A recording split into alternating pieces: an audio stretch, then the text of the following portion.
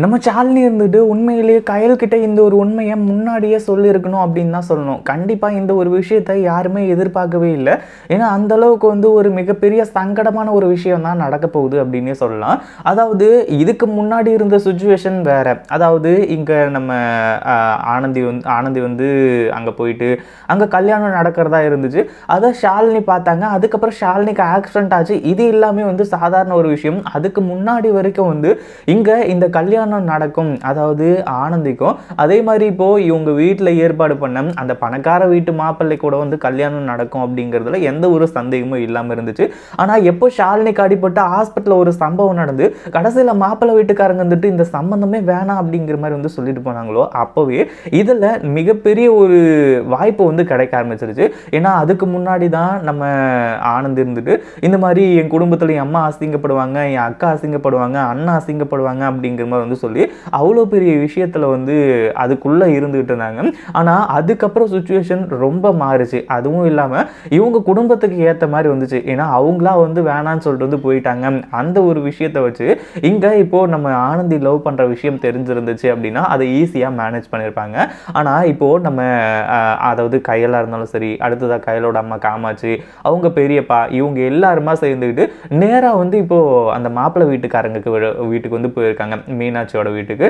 அங்கே போயிட்டு எல்லாத்தையுமே சொல்லி அவங்களுக்கு எல்லாத்தையுமே டீட்டெயிலாக புரிய வைக்க போகிறாங்க. அதாவது முன்னாடியே நம்ம ஷாலினி ஆனந்தி கிட்ட சொன்னாங்க, இது எல்லாத்தையுமே என் புருஷன் அன்பு கிட்டேயும் சொல்ல முடியாது, அதே மாதிரி அதுக்கப்புறம் மாமா கிட்டேயும் சொல்ல முடியாது, யாருக்கிட்டையுமே சொல்ல முடியாது. ஆனால் கயல் அண்ணிக்கிட்ட சொல்லலாம். கயல் அண்ணி இதுக்கான ஒரு அடுத்தடுத்த விஷயங்கள் எல்லாத்தையுமே செய்வாங்க, எப்படியாச்சும் உன்னையும் பாலுவையும் சேர்த்து வைக்க பார்ப்பாங்க அப்படிங்கிற மாதிரி சொல்லியிருந்தாங்க. ஆனால் அதே சமயத்தில் இப்போ பிரச்சனையே ஆனந்த் லவ் பண்ணுறாங்க அப்படிங்கிற ஒரு விஷயம் மட்டும் கிடையாது.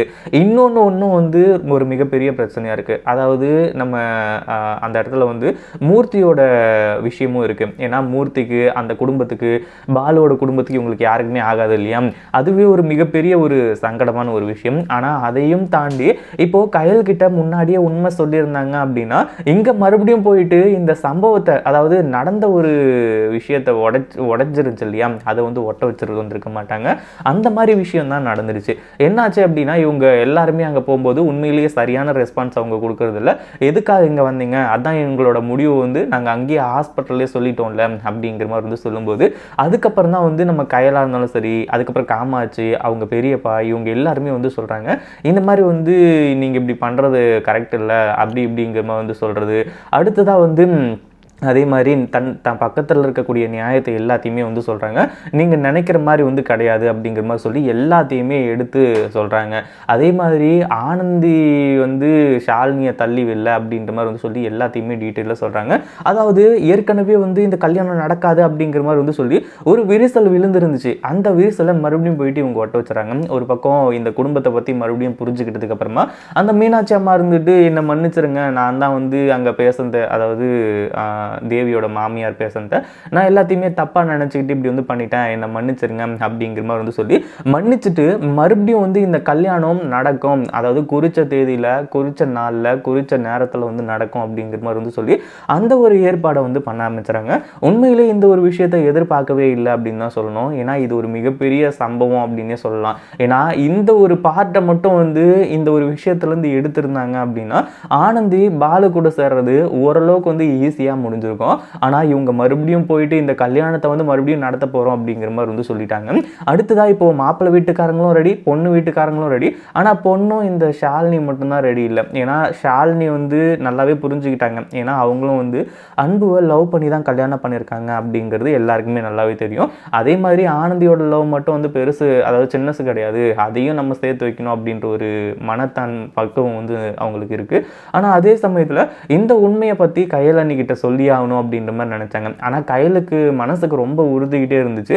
ஏன்னா இது நார்மலான ஒரு விஷயம் கிடையாது. அதுவும் இல்லாமல் மற்றவங்களுக்கு வேணா இங்கே ஷாலினிக்கு அடிப்பட்டது ஒரு சாதாரண விஷயமா இருக்கலாம். ஆனால் கண்ணால் பார்த்த நம்ம கயலுக்கு ஏதோ ஒரு பிரச்சனை நடக்குது. அதுவும் இல்லாமல் கையில், அதாவது ஷாலினியும் ஆனந்தியும் நல்லபடியாக தானே பேசுகிறாங்க, என்ன நடக்குதுன்னு ஒன்றுமே புரியல.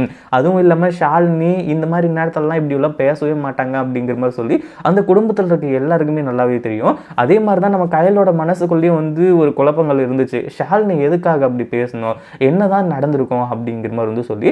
ஆனால் ஆனந்தி லவ் விஷயம் தான் அப்படிங்கிற ஒரு விஷயம் நம்ம கயலுக்கு தெரியவே தெரியாது.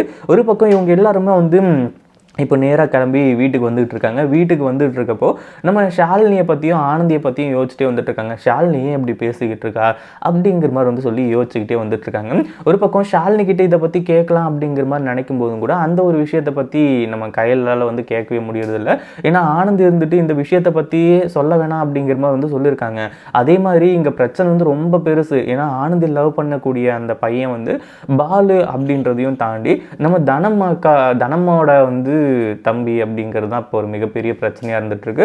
ஏற்கனவே அவங்க குடும்பத்துக்கும் இவங்களுக்கும் பயங்கர தகராறு. அப்படி இருக்கும்போது இதை வந்து நடத்த விட மாட்டாங்க அப்படிங்கிற மாதிரி வந்து சொல்லி, ஆனால் கடைசியில் கையில் இருந்துட்டு ஏதோ ஒன்று மறைக்கிறாங்க அப்படின்ற ஒரு விஷயத்த மட்டும் தெளிவாக புரிஞ்சுக்கிட்டாங்க. ஷாலினி பேசுறத ஒன்று கூட வந்து உண்மையிலேயே நம்ம கையில் என்ன ஏற்றுக்கவே முடியாமல் இருக்கு. ஏன்னா ஷாலினி இப்படியெல்லாம் பேசவே மாட்டாங்க அப்படிங்கிற மாதிரி வந்து சொல்லி அடுத்ததாக ஷாலினிக்கிட்டே டைரெக்டாக கேட்டுறாங்க. ஷாலினி உண்மையாக சொல்லு, ஏதோ ஒன்று உன் மனசில் வச்சுக்கிட்டு இருக்குன்றது மட்டும் எனக்கு நல்லாவே தெரியுது அப்படின்னும் போது தான் இப்போது நம்ம ஆனந்தி லவ் பண்ணக்கூடிய பையனை பற்றி இது எல்லாத்தையுமே சொல்கிறாங்க.